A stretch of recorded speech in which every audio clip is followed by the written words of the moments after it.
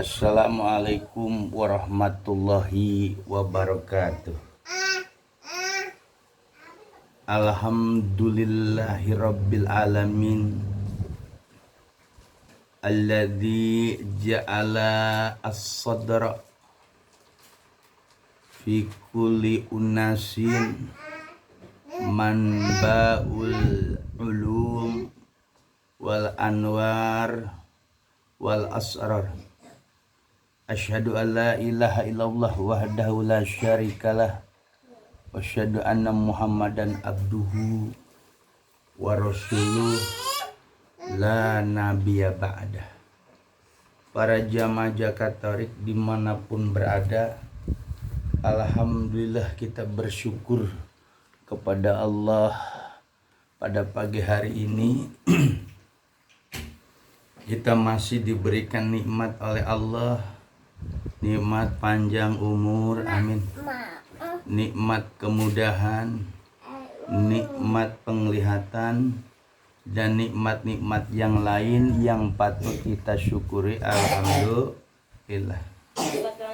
Pada kesempatan ini Ustadz Zakat Tarik 165 di dalam channel YouTube-nya akan membacakan tafsir Quran Suratul Baqarah ayat 163 sampai 163 164. Bil barakah wal karamah Syekh Abdurrahman wa bil barakah mu'alif hadzal kitab Syekh Muhammad Ali As-Sabuni. Al-Fatihah. Bismillahirrahmanirrahim. Bismillahirrahmanirrahim. Wa ilahukum ilahu wahid. Wa ilahukum dan Tuhanmu itu Tuhan yang satu, ilahu wahid. La ilaha illallah, tidak ada Tuhan kecuali huwa dia ar-Rahman yang maha pengasih, ar-Rahim yang maha penyayang. Inna fi khalqis samawati wal ardh. Inna sesungguhnya fi khalqis samawati wal ardh, dalam ciptaan langit dan bumi. Wahtilafil laili wan nahar, dan bergantinya malam dan siang. Wal fulkil ladzi tajri fil bahri, dan bahteria atau kapal laut yang berjalan di lautan, fil bahri, bima yanfa'un nasa, di mana membawa manfaat buat manusia. Wa ma anzalallahu minas samai min ma'in, dan apa-apa yang Allah turunkan berupa air dari langit. Fa'ahya, maka menghidupkan siapa Allah bihi, dengan sebab air hujan tadi, al-ardo, bumi, ba'da mautiha, setelah mautiha, gersangnya atau matinya bumi tadi. Wa basa fiha, dan Allah menyebarkan fiha, di permukaan bumi, mingkuli dabatin, daripada tiap-tiap binatang yang melata. Wa tasrifir riyahi, dan bertiupnya angin. Wasahabi musahari, dan awan yang ditundukkan. Baina sama wal ardi, Di antara langit dan bumi la ayatin, benar-benar likaumin bagi orang kaumin, suatu kaum, suatu komunitas, yakilun, orang yang berakal, benar-benar tanda kekuasaan Allah. Ada kekuasaan Allah semua yang disebutkan tadi bagi kaum atau komunitas atau sekelompok orang-orang yakilun, yang berakal, yang menggunakan akal. Jadi ayat 163 164 ini menjelaskan, menunjukkan kepada kita kalau secara ininya, pertama kita diajak bertauhid. Mana bentuk tauhidnya? Yaitu wa ilahukum illahu wahid. Dan Tuhanmu Tuhan yang esa. Maka tafsirnya ilahukum al-mustaiqu lil ibadati ilahun wahid, la nazira lahu fi dzatihi wala fi sifatihi wala fi afalihi. Yang pertama tadi Allah tegaskan dengan kata-kata khitab, ditunjukkan ilahukum wa ilahukum, Tuhanmu Tuhan yang esa, bukan Tuhan yang terbagi-bagi. Artinya apa? Orang Islam ketika itu, Tuhanmu itu yang berhak disembah. Tuhan yang berhak disembah itu hanya ilahun wahid, Tuhan yang esa. Jadi monoteism. Mono itu artinya satu, tesem agama yang monoteism, Tuhan yang satu, bukan multi Tuhan, bukan. Karena ketika itu bangsa-bangsa Arab, suku-suku Arab, ya suku Arab bukan bangsa Arab, suku-suku Arab itu memiliki multi Tuhan. Setiap rumah punya Tuhan, setiap kafilah, setiap suku punya Tuhan. Lata, Uzza, Hubal, dan lainnya. Makanya ayat ini turun, Allah tegaskan ilah wa ilahukum, itu khitab domir ka kuma kum ilah haka ilahik ilahaka ilahakuma ilah hukum, Tuhanmu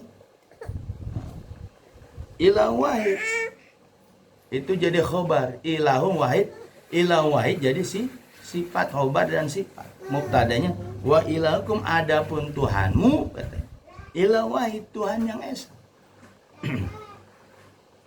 Artinya Tuhanmu itu yang maha bersembah hanya Tuhan yang esa, Tuhan yang satu, bukan multi Tuhan. Nah inilah ajaran Islam, itu Tuhannya satu. Nah ketika bicara ketuhanan, maka dalam kitab Sifatut Tafasir oleh Syekh Ali As-Sabuni dikatakan la nazira lahu fi dzatihi, di mana dikatakan Tuhan yang satu itu Tuhan yang enggak ada bandingannya dalam apanya? Fi dzati, zatnya. Jadi laisa kamislihu sayun, yaitu Tuhan yang tidak ada serupa dengan yang serupa yang lainnya atau di benak kita. Nah dalam zatnya itu wujudnya. Ya. Makanya ada istilah dalam ahli sunnah wal jamaah oleh kalangan Asy'ariyah, dibikinlah yang disebut sifat 20.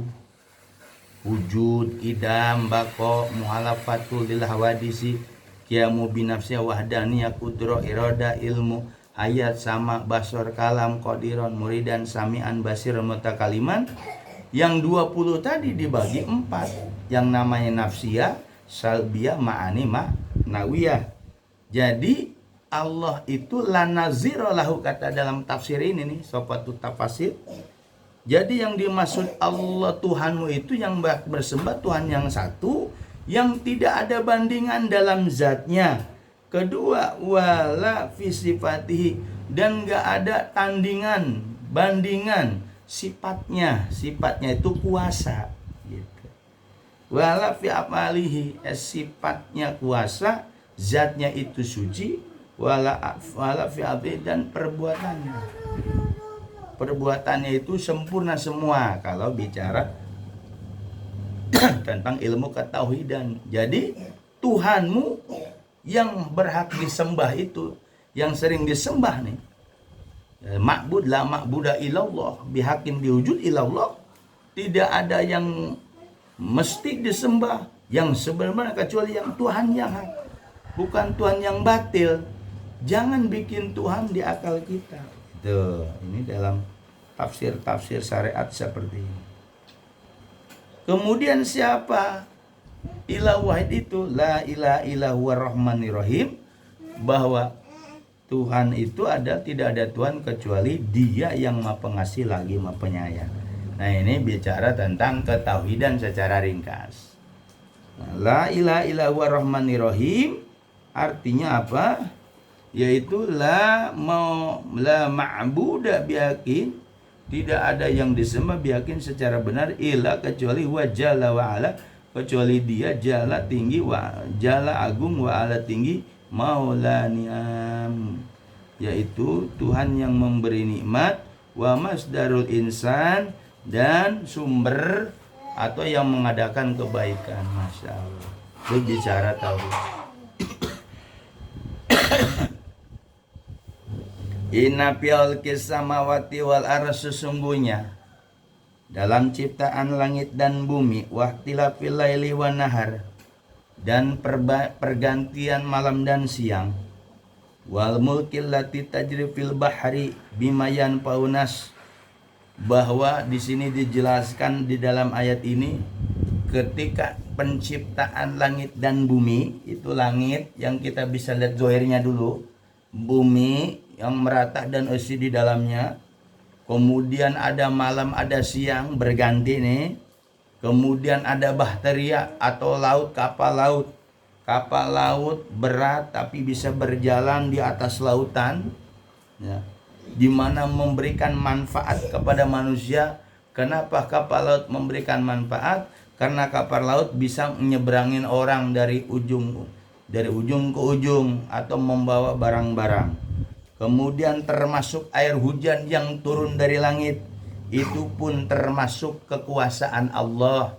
Kapal laut bisa jalan di laut, dia ngebelah laut, itu pun kekuasaan Allah. Terjadi malam dan siang, itu pun termasuk kekuasaan Allah.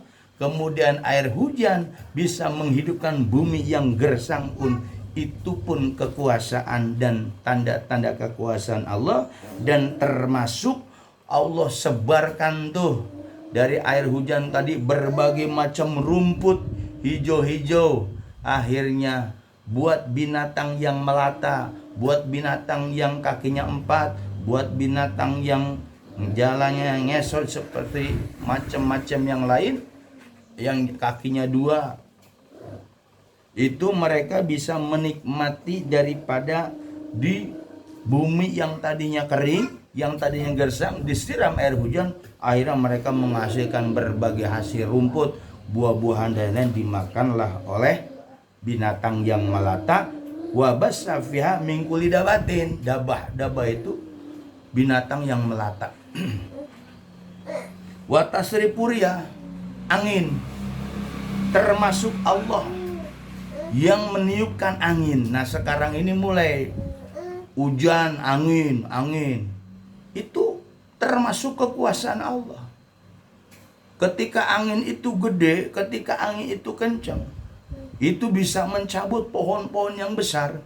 Itu merupakan tasrifuria, itu merupakan kekuasaan Allah. Begitupun Allah menjalankan awan, menundukkan awan. Lihat, ada awan putih, awan hitam di atas langit. Kalau kita lihat pakai kasat mata kita, itu yang namanya awan gede, putih, nyedot air dari lautan. Kan awan Allah ciptakan itu tujuannya buat nyedot air dari laut. maka menjadi hitamlah awan itu. Ternyata apa? Air laut disedot oleh awan tadi, oleh daya matahari. Masya Allah, luar biasa kekuasaan. Ya. Tapi di situ yang harus kita pahami, awan itu ditundukkan di antara langit dan bumi. Andai awan itu Allah tidak tundukkan di antara langit dan bumi, apa yang terjadi? Awan turun ke bumi. Kalau saudara pernah naik kapal, pesawat itu, kalau ketemu awan putih, awan hitam itu suaranya duk duk duk. Nah, itu semua la ayatil liqaumi yaqilun, semua itu adalah tanda kekuasaan bagi mereka, bagi kaum yang mereka mau menggunakan akal pikirannya. Nah, ujung di sini berarti manusia diajak cerdas oleh Allah. Ya. Diajak otak benaknya untuk memikirkan itu loh kejadian-kejadian di muka bumi, hujan, ada yang namanya angin gede, ada yang namanya pergantian malam dan siang, ada kalau kita di laut banyak kapal yang membelah lautan, itu merupakan apa? Merupakan kekuasaan Allah di situ. Nah, kalau kita kaji tasawuf, ada kata-kata la ayati liqaumi yaqilun. Itu merupakan tanda kekuasaan bagi suatu komunitas, bagi satu kaum yang mereka menggunakan akalnya. Menggunakan akal yang bagaimana? Disinilah manusia, ya, ketika manusia itu dikasih oleh Allah akal untuk berpikir, ya, akal untuk berpikir. Ada rasa untuk merasakan, ada di kolbu. Ada telinga untuk mendengar, ada mata untuk memandang. Ketika la ayat liqaumi yaqilun, berarti di situ secara ilmu tasawuf, ilmu tarekoh, kalau kita hubungkan bahwa Allah katakan wa ilahukum ilahu wahid, Tuhanmu yang disembah itu Esa. Kemudian Allah gambarkan ciptaan langit dan bumi. Makanya di sini kita perlu yang namanya berzikir untuk usul ke Allah. Karena dengan zikir la ilaha illallah, zikir khafi, zikir siri, itu bisa usul ke Allah. Untuk bisa usul dengan 3 zikir tadi, harus punya guru, harus punya pembimbing, namanya waliya mursyid. Nah, waliya mursyid lah yang mendidik ruhani para muridnya. Akhirnya diajaklah ketika zikir la ilallahnya sudah mantap, natap aja, istiqomah. Ketika zikir khofinya mantap, tetap istiqomah aja. Ketika zikir sirinya mantap, tetap aja istiqomah. Maka dibawalah, kata Allah, inna fi khalqis samawati wal ardi, lihat bumi dan langit.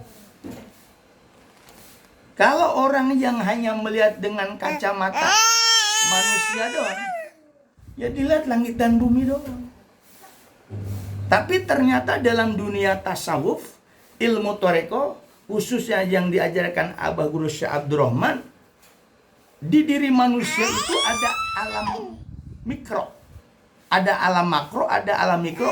Di luar manusia alam makro, alam besar, ada alam mikro.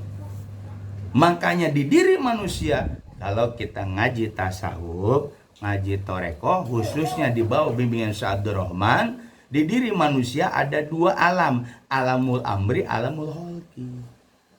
Alamul amri mana? Latifah kolbi, latifah turu, latifah tusiri, latifah khofi, latifah ahfa. Nih di dada. Dada ada tempat. Nah, di dada ini ada alam mikro, yaitu alamul amri, alam akhirat, alam pemerintahan. Jadi manusia itu bukan hanya bungkul kan, bukan hanya raga doang, di dalamnya ada alamul amri. Alamul kholqi dia di otak benak. Nah, otak benak ini ada unsurnya, unsur air, api, angin, tanah. Jadi ada 2 alam tadi yang disebut alamul amri, alamul kholqi. Nah, kedua alam ini ternyata ada kaitannya dengan bahasa ajaran kemuhammadan. Bukan Muhammad bin Abdullah, bukan. Karena alam ini tercipta dari Muhammad, saudara. Yang tadi kita diajak, lihat langit dan bumi. Nah, itu dari mana? Nur Muhammad. Bukan Muhammad bin Abdul, nurnya. Pergantian siang dan malam itu di alam makro, di alam kasar, itu dari Nur Muhammad semua. Apa yang disebutkan tadi, bahwa ada suatu kekuasaan bagi orang yang berpikir, yang menggunakan akalnya. Oh, ternyata alam-alam itu juga ada di diri manusia. Ah, tadi. Nah, alamul amri dia harus digabung dengan alamul khalqi. Dan belajar yang ada alamul amri alamul khalqi ini, satu pintunya harus ke Syekh Mursyid, dan pintunya juga harus ditalkin bait zikir dengan kalimat la ilaha illallah. Itu luar biasa, seperti itu pelajaran kita. Jadi alam itu bukan hanya kita lihat doang. Di diri kita ada alamul amri, alamul khalqi ini.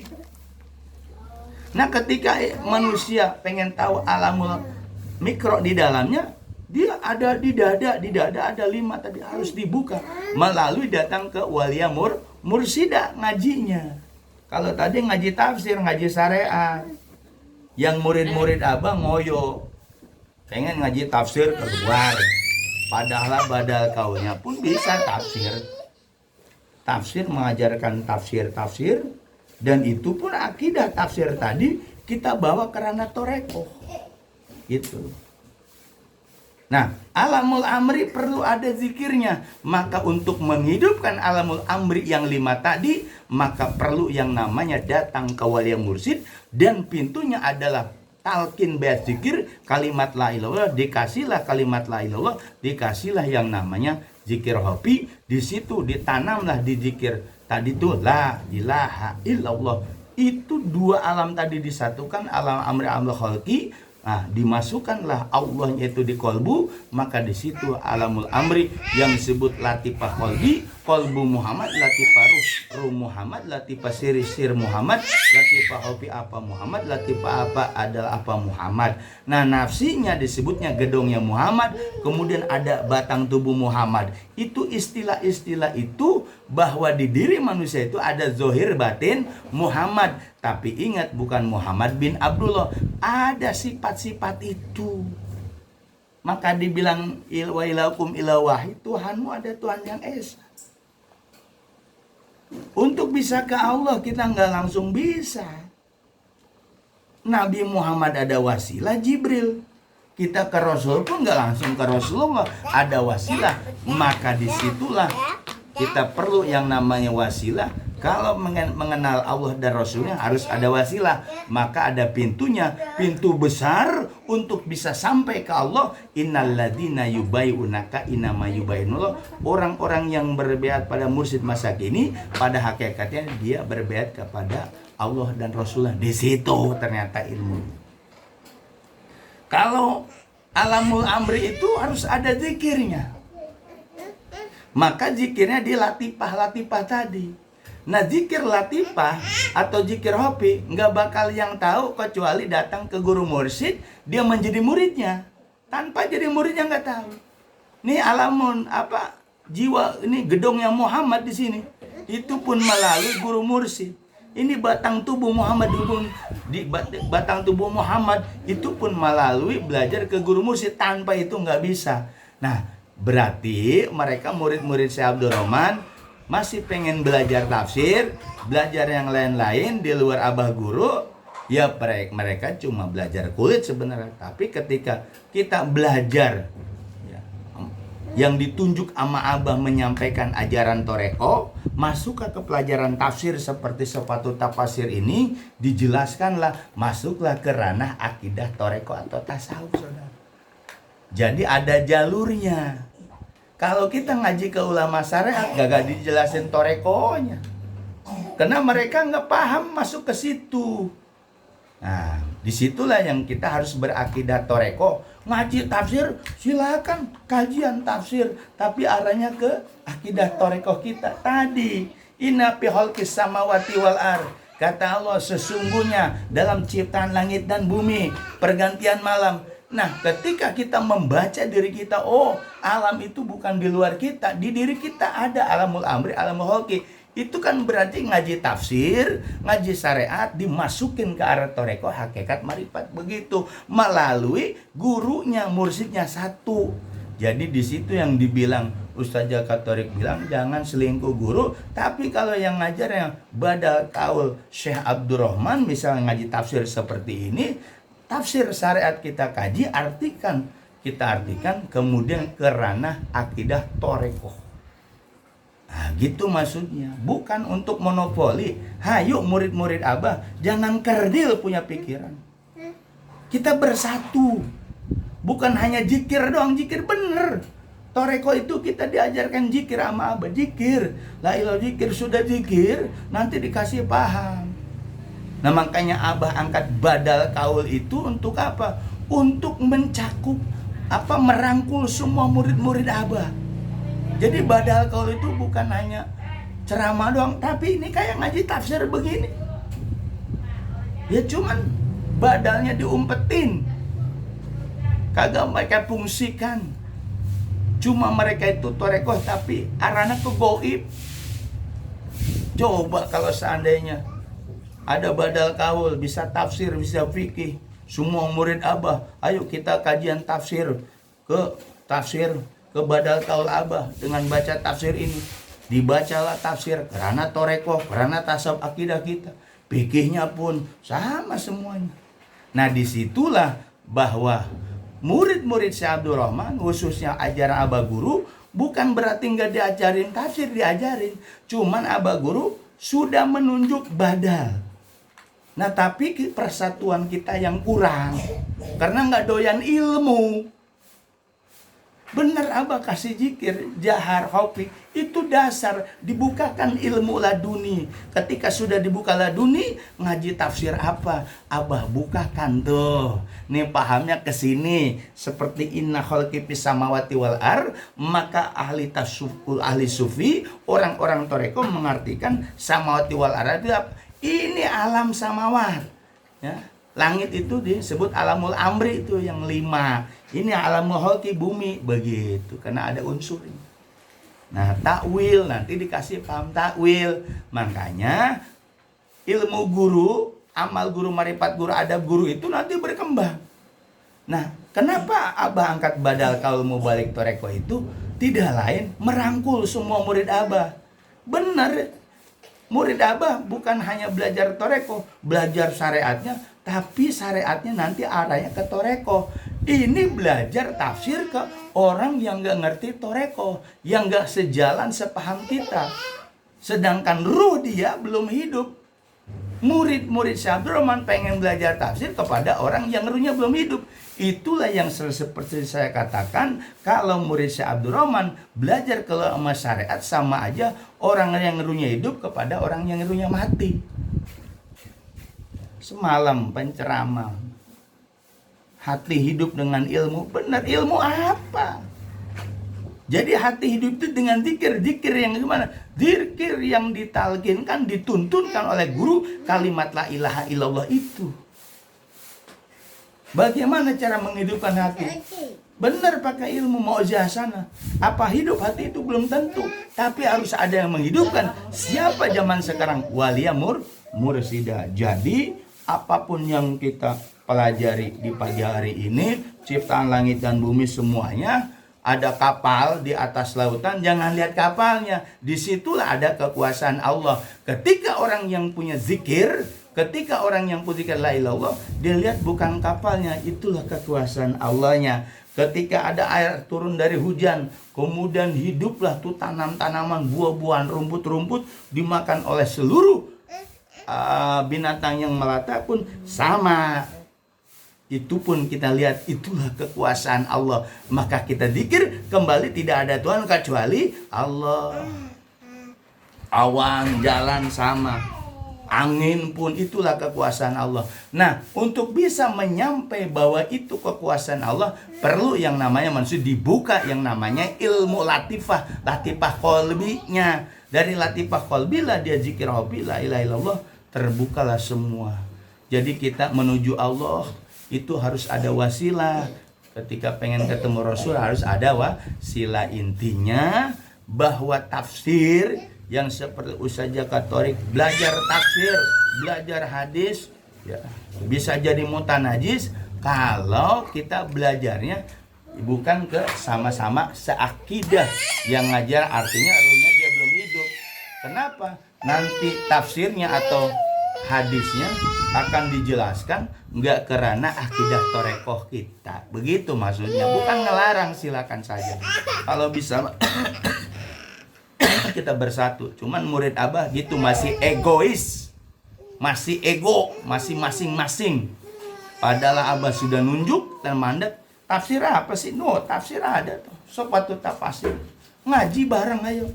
Semua murid Abah kita sama mau kebodohan dosa perdosaan.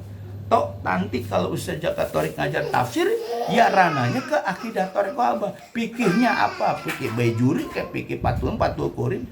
Tasawufnya apa? Tapi rananya ke akidah kita, akidah yang dibawa oleh ajaran guru Syekh Abdul Rahman radhiyallahu. Mudah-mudahan bermanfaat. Ya, kita akan menghadapi tahun baru. Mudah-mudahan menghadapi tahun baru, semangat baru, semua baru, bersatu. Sekali lagi murid Abah jangan egois. Jangan egois, bersatu. Semua kita adalah murid guru. Saya pun bersyukur alhamdulillah. Jadi badal kalau Syekh Abdul Rahman diberikan mandat oleh beliau, berarti tugasnya banyak. Bukan hanya cara matoreko, nih tafsir. Mau tafsir apa Anda baca?